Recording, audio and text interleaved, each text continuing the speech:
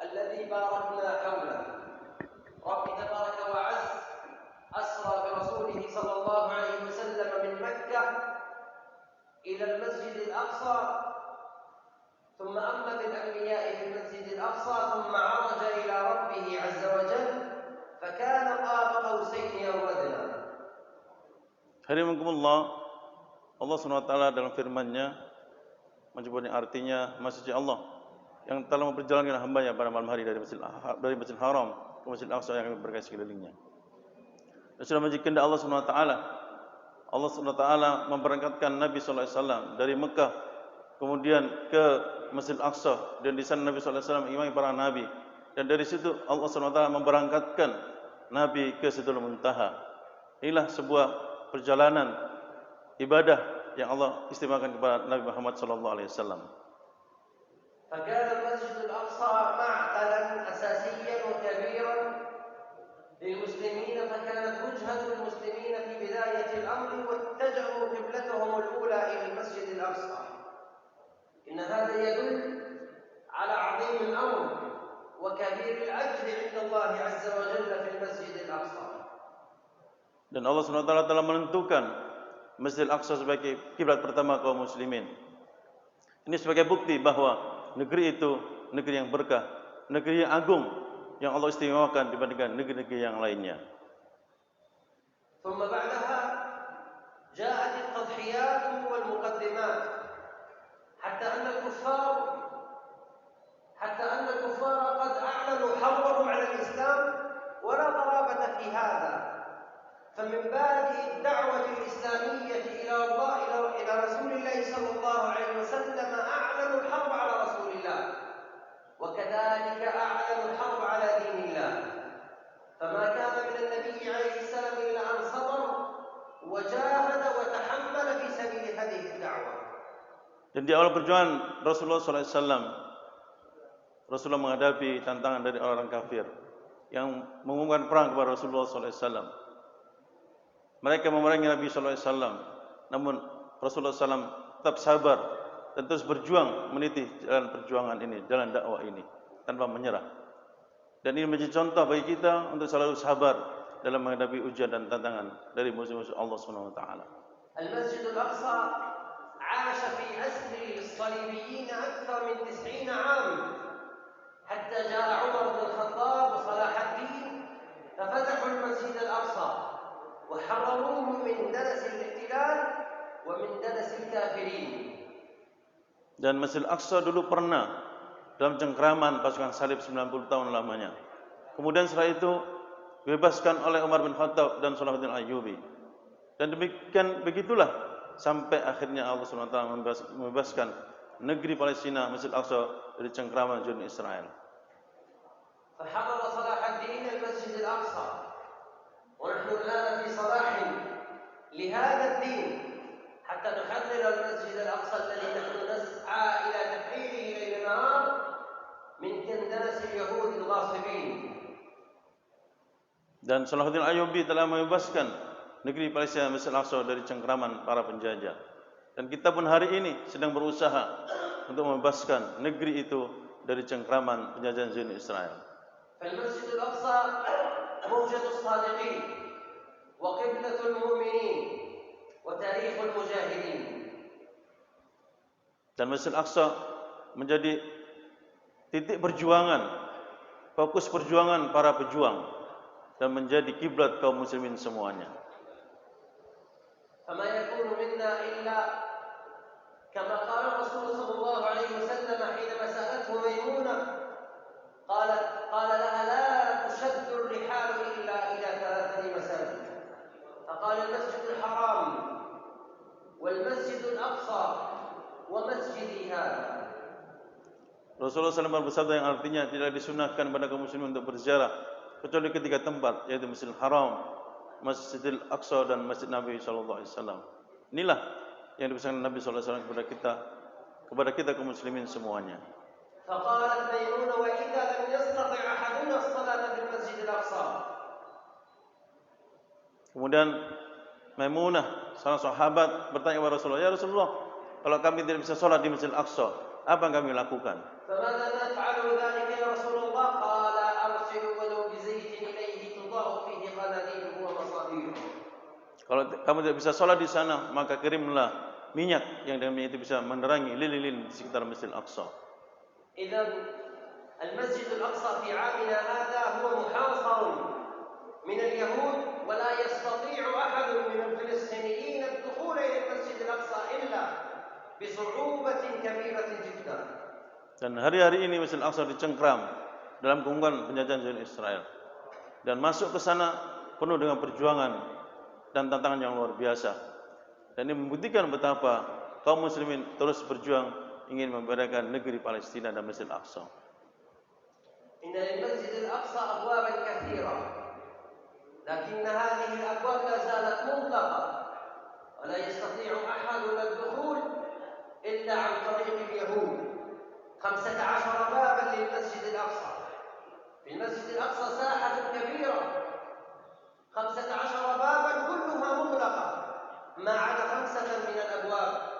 5 من الأبواب قد أفتحت وفتحت بحراسة مشددة من اليهود. Masjidil Aqsa memiliki 15 pintu. Namun 10 pintu itu ditutup oleh Israel dan cuma 5 yang dibuka. Dan 5 itu ketika kita memasuki pintu-pintu itu dalam penjagaan ketat oleh Israel. Setiap kita tidak bisa masuk semudah itu, namun perlu penjagaan ketat dari tentara Israel. ثم نأتي إلى غزة الصامنة، إلى غزة المحاصرة، إلى غزة الحروب والشهداء، إلى غزة الجرحى، إلى غزة المعاناة. Kemudian kita kembali ke kota Gaza, negeri yang sekarang diblokade oleh Israel, negeri para pejuang, negeri para syuhada yang tidak pernah mengangkat bendera putih, menyerah terhadap penjajahan Israel. غزة أكثر من 15 عاما وهي محاصرة، لا تخرج رجالها ولا يدخل إليها طعامها ولا يستفاد من شرابها. 15 عاما وأكثر وهي لا زالت تحت الاحتلال والحصار. Gaza hari ini sudah 15 tahun diblokade oleh Israel. Makan tidak boleh masuk, minuman tidak boleh masuk, dan semua pun tidak boleh masuk, sehingga kami mengalami penderitaan yang luar biasa. لكن حديث رسول الله صلى الله عليه وسلم يقول لا تزال طائفة من أمتي على الحق ظاهرين لعدوهم قاهرين لا يضرهم من خالفهم أو خالفهم. قيل أين هم يا رسول الله؟ قال في المسجد في بيت المقدس وأكناف بيت المقدس. Namun kami tetap semangat dalam melakukan perjuangan ini karena kami yakin kan sebuah sabda Nabi sallallahu alaihi wasallam yang artinya akan selalu ada dari umat ini sekelompok orang yang terus berjuang dalam menegakkan kebenaran, tidak takut terhadap musuh-musuhnya. Para sahabat bertanya, mereka di mana Rasulullah? Mereka berada di Baitul Maqdis dan sekitar Masjid Aqsa dan sekitar Baitul Maqdis di Palestina. لكن رغم هذا والحصار الذي نحن نعيش فيه إلا أن غزة وفلسطين تخرج الحفظة من القرآن وتخرج المجاهدين والرجال الذين يتقدمون إلى الله عز وجل في كل ساحة وفي كل مكان. Walau demikian, penderitaan yang dialami oleh penduduk Gaza, mereka tidak pernah nyerah dan kemudian mereka mewisuda para hufaz, para penghafal Quran di Gaza. Mereka meneruskan perjuangan ini kepada generasi pemuda dan anak-anak muda yang terus memberikan kemenangan dan berita gembira kepada kaum muslimin semuanya. Inna Allah azza wa jalla yarfa'u bihadha al-kitab aqwaman ay al-Qur'an wa yada'u bihi akharin.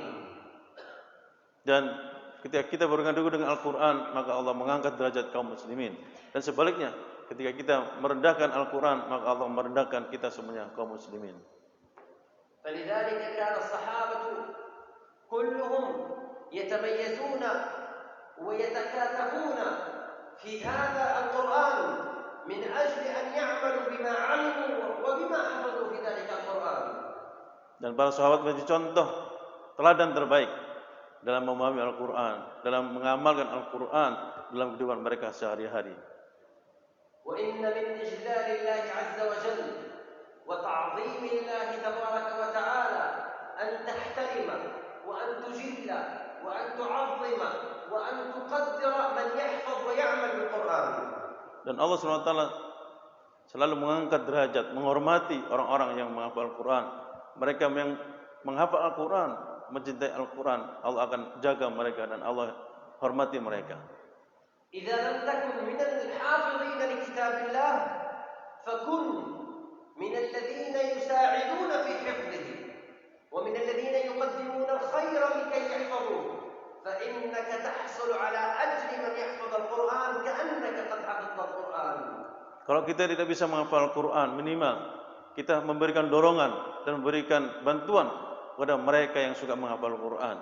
Dan dengan itu kita bisa termasuk menjadi orang-orang yang menghafal Al-Quran walaupun kita tidak pernah menghafal Al-Quran. Tapi dengan memberikan dorongan, memberikan semangat dan sekaligus membantu mereka, memberikan donasi kepada mereka, kita sama seperti penghafal Al-Quran. ولأننا في شهر القرآن لا تتركوا القرآن ولا تنسوا أهل القرآن ولا تتخلوا عن القرآن فهذا القرآن كتاب عظيم وإذا ما قورن القرآن بشيء فكان ذلك الشيء عظيما. Dan karena hari ini atau bulan ini bulan Al-Quran, Ramadan bulan Al-Quran, oleh karena itu janganlah kita sia-siakan waktu kita untuk membaca Al-Quran. Kita hidupkan malam kita dengan membaca Al-Quran.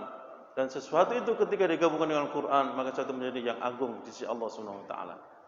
وأهل القرآن كما أخبر النبي عليه الصلاة والسلام أهل الله وخاصته ثم قول ربي عز وجل إن هذا القرآن يهدي للتي هي أقوم يهدي للطريق السليم ويهدي إلى المنهج القويم.